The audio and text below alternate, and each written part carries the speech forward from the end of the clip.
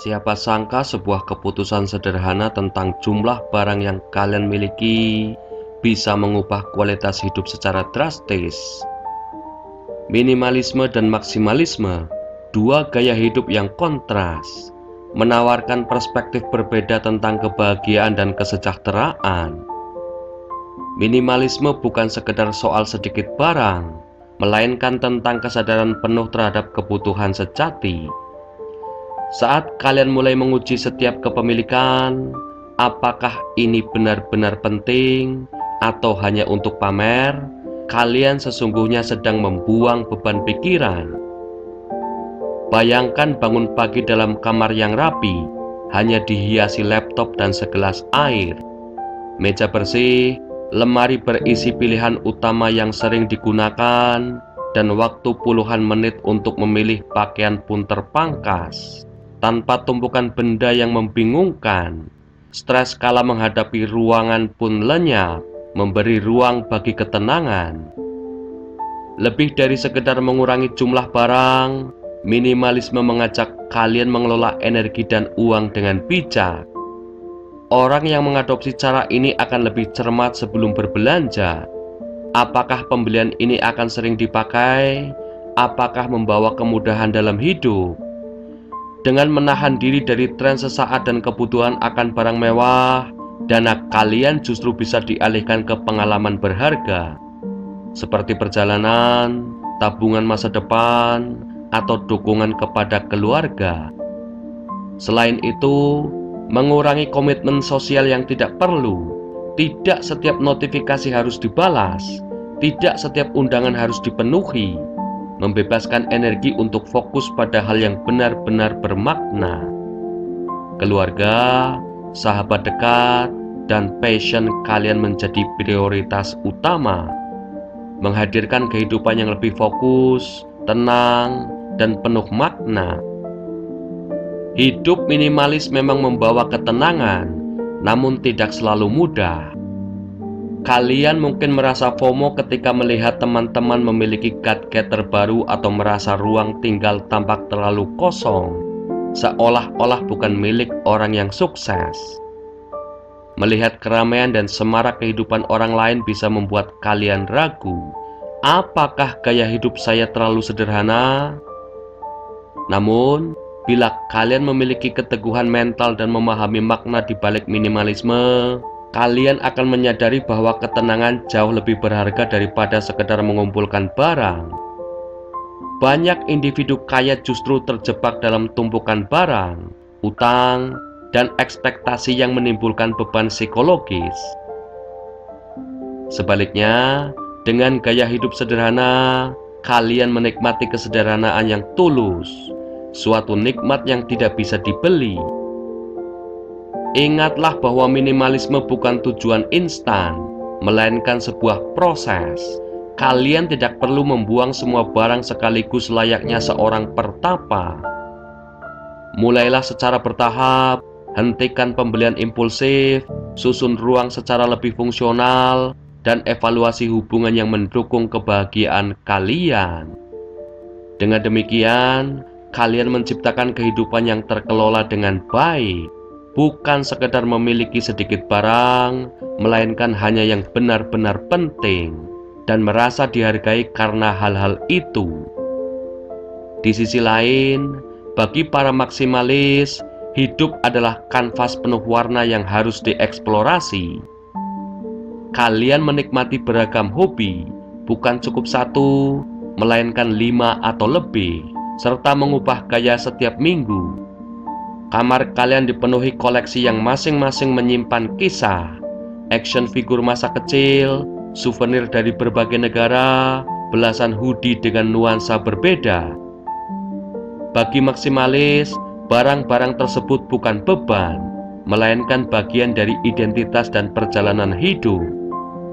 Dinding yang dipenuhi poster, rak penuh buku, hingga kabel-kabel berserakan, semuanya memiliki makna.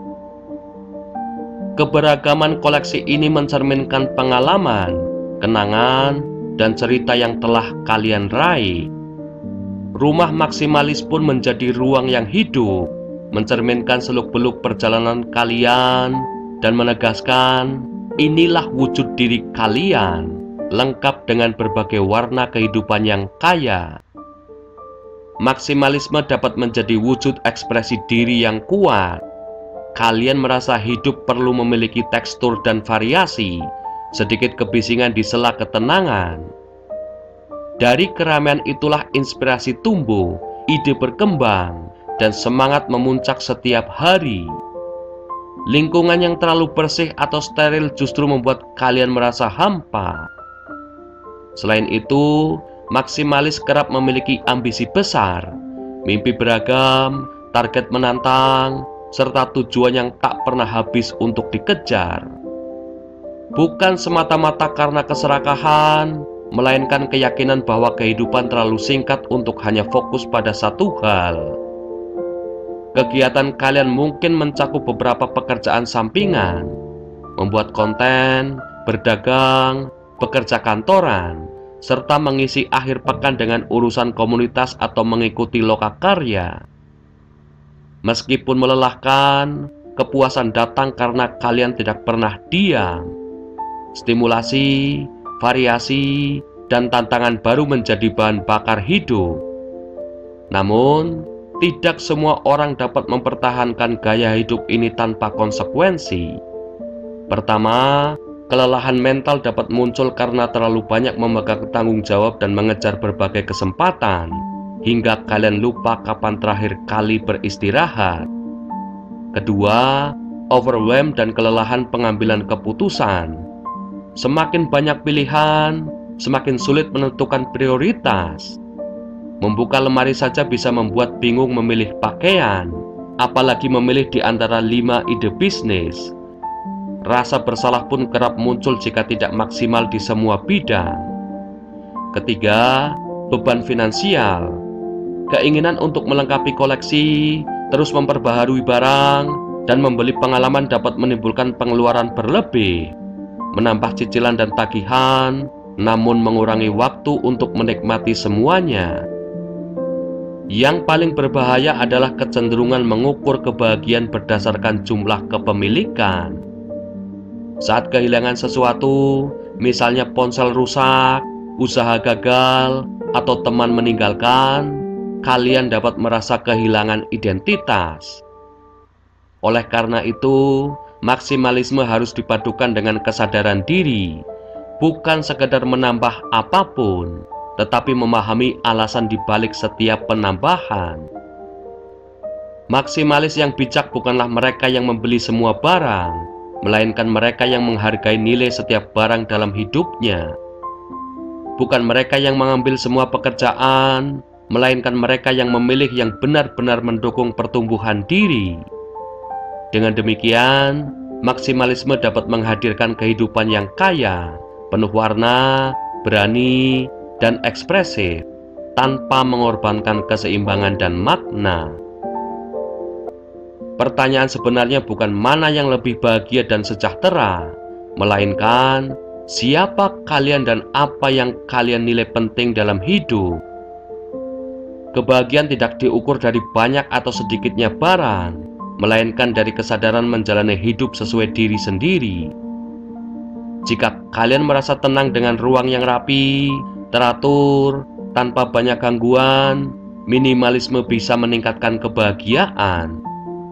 Sebaliknya, bagi kalian yang bersemangat dikelilingi banyak hal, barang, proyek, interaksi, maksimalisme mungkin lebih cocok. Lebih berbahaya ketika kalian mengikuti salah satu gaya hidup hanya karena tren atau untuk terlihat keren, tanpa mempertimbangkan kebutuhan sejati. Misalnya, memaksakan diri menjadi minimalis karena populer di media sosial, tapi setiap hari merasa hampa. Atau menjadi maksimalis demi prestis, namun setiap malam dilanda kecemasan akibat tumpukan barang dan keuangan yang menipis. Kuncinya bukan pada gaya hidup itu sendiri, melainkan pada kesadaran. Apakah kalian mengetahui apa yang membuat kalian merasa cukup? Kapan saatnya berkata, ini sudah memadai? Sebelum kita lanjutkan video ini, Jika kalian menyukainya, kalian bisa menekan tombol like dan share video ini ya guys. Kalian juga bisa berlangganan gratis channel kami dengan menekan tombol subscribe channel Inspirasi Bijak. Jangan lupa pula untuk nyalakan notifikasinya sehingga kalian tidak ketinggalan video-video inspiratif kami selanjutnya. Jika ada sesuatu yang ingin kalian bagi dengan kami, pemikiran, ide, saran, atau kritik berkaitan dengan tema dalam video ini, kalian bisa ketik di kolom komentar ya kawan. Kami balas komentar kalian kok. Don't worry. Oke Bijakers, let's continue our discussion. Perlu diingat bahwa kebahagiaan dan kesejahteraan adalah dua hal yang berkaitan namun berbeda. Kebahagiaan dapat muncul sesaat dari pembelian baru, tetapi jika terus berbelanja hingga menimbulkan utang, itu bukan kesejahteraan.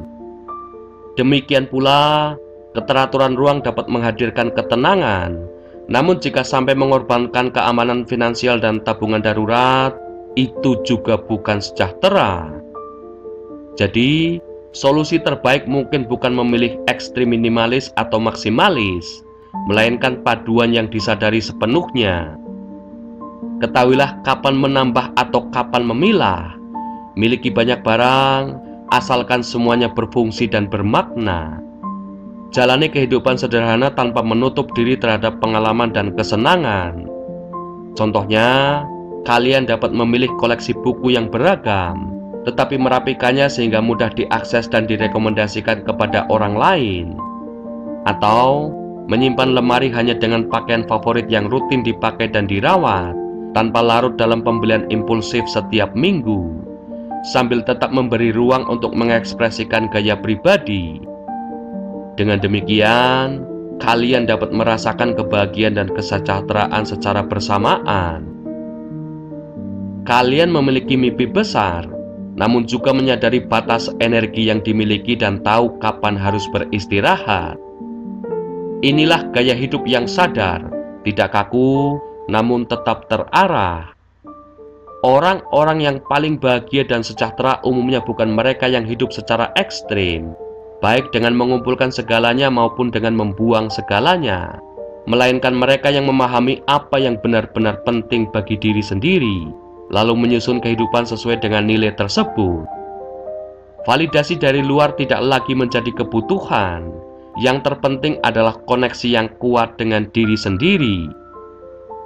Jika kalian masih merasa bingung, ajukan pertanyaan pada diri sendiri. Hal apa yang benar-benar menenangkan saya? Apa yang jika saya hilangkan justru membuat saya merasa lebih lega? Dan hal apa yang ingin saya tambahkan karena membuat hidup saya terasa lebih hidup? Dari jawaban-jawaban itu, secara perlahan kalian akan menemukan gaya hidup yang paling sesuai. Baik minimalis maupun maksimalis sama-sama dapat membawa kebahagiaan, asalkan kalian paham alasan dibalik pilihan tersebut. Sekarang, pertimbangkan kembali, sejauh ini gaya hidup kalian lebih condong ke arah mana? Sekarang, kalian bisa menjalani kehidupan dengan perasaan yang lebih baik dan lebih bahagia daripada sebelumnya. Terima kasih telah menonton. Saya harap kalian mendapatkan manfaat dari video ini.